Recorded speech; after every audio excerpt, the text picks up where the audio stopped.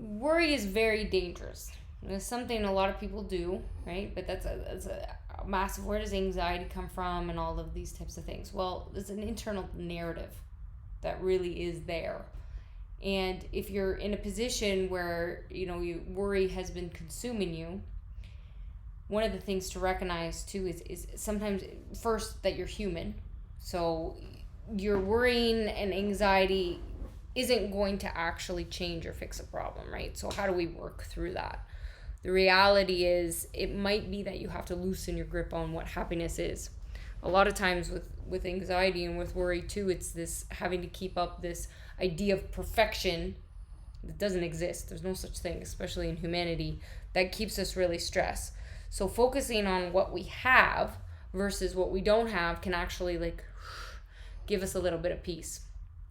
I'm not going to talk about the fact that in environments and different things that there could be a lot of other stuff going on, that your anxiety is a trigger that something's wrong in your life, really, right? It's getting down to the core of what that is. However, that's a discussion for later. That's a lot. So let's talk about the basics. Then 10 steps to freeing your mind. Simple 10 steps to freeing your mind. So let's start with something simple. Try a gratitude journal. I want you every day to write down something you're grateful for. If you're really evolved, when we get into, they said even if you haven't even got into our training, you can start by just, if you've had a harder time. Some people are written and they could do that, right? Okay, let's start with writing. Some people, if you're a person you find you're checking social media a lot, you're on your phone often, you know what? Turn on the camera and say something you're grateful for. You're on this thing all day anyway. Video yourself, say something you're grateful for. You'd be surprised how much that would change your life. If that's too much for you to start with, no problem. Not a problem, write it down. But I want you to start journaling things you are grateful for. Start there. Staying in the moment. That is, whatever is making you feel anxious is something like that you think is going to happen. That's anxiety. It's like, oh, this, you're playing out these scenarios in your mind. So how can you be in that moment? Like, where are you really at? How can you get into that moment? So just be in the moment for a second. Feel your body, feel yourself. It's going to make a difference, at least to calm the mind to start. Picturing the bigger picture. A lot of times too with anxiety, it can be the immediate reaction or the immediate things that is stressful, but we can maybe have need to think a little bit further, a foresight, like really what's the long-term effect of this, and is this worry in this meantime going to really make a difference like a year from now, 5 years from now? Is that really going to make a difference? Chances are no, right? But you're spending all this time worrying and stressing, and it's physically going to make you sick in the body there's actual physical symptoms from that. So we have to work through that. So maybe picturing a little bit further down the road, the bigger picture. Ask yourself, when was the last time you felt like this?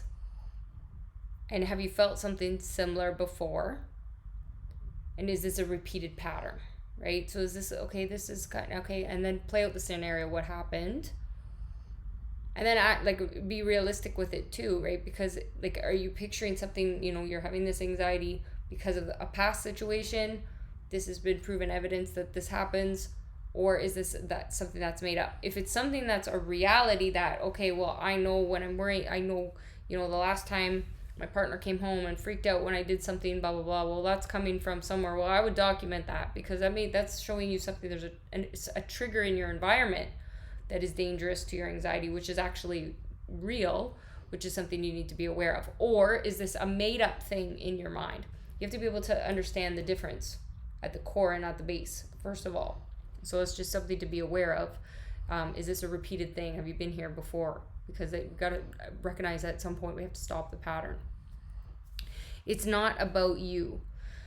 Did someone accidentally trigger you, provoke you? Like, why are you overthinking right now? Is this made up in your mind? Like, are you overthinking? Is this a real thing? Because your perspective and this scenario might be completely different. I know there's a lot of time, for myself, I'm not a very good person at responding to text messages on social media, right? I don't really check it. So it's not that I'm not responding because I'm an asshole or I don't care about people. I'm not, like, a lot of times I don't see it. I'm absent-minded. I forgot.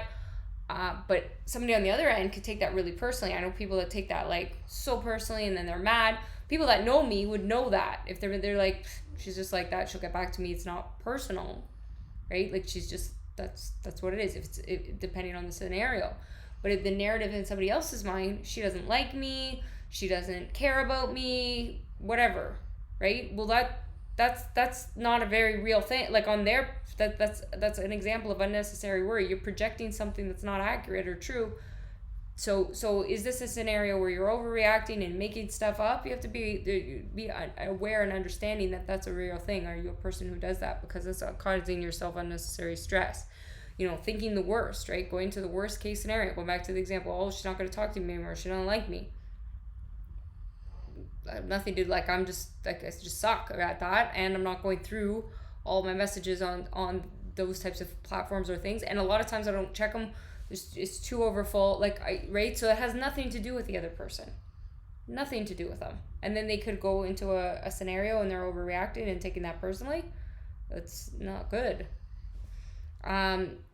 Exercise, go for a walk, do a stretch, yoga. Like, what a difference. Even it, like, getting up, if I'm doing these videos all the time, I try to get up, or if I'm talking or doing something every hour, even just to reset reset the mind, reset the body, go for a walk, change the scenario. But actually exercising would be, it changes the flow of energy in the body.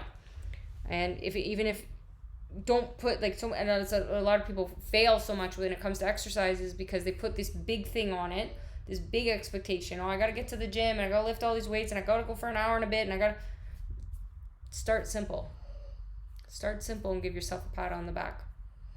Going for a 5-minute walk could be just that, and then that could be all you need, and that's great. So they, again, goes back to the self-talk and and where that comes from. Laugh at yourself. Laugh at the scenarios, right? Don't take yourself so seriously, right? Like, everything in life, right? Don't take yourself so seriously. Finding a balance in all of the chaos is really important, and forgiving yourself. Forgive yourself. Right? You got to free your mind.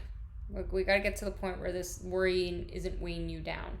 So is there something that you feel, or, like, actually, get on a scale of 1 to 10, rate your level of, are you a worrier? 1 being that, I don't really, but 10 being, oh my God, I know I'm an overthinker. I worry about everything too often. I really need to fix that in my mind. So on a scale of 1 to 10, let me know in the comments where you're at with your worries.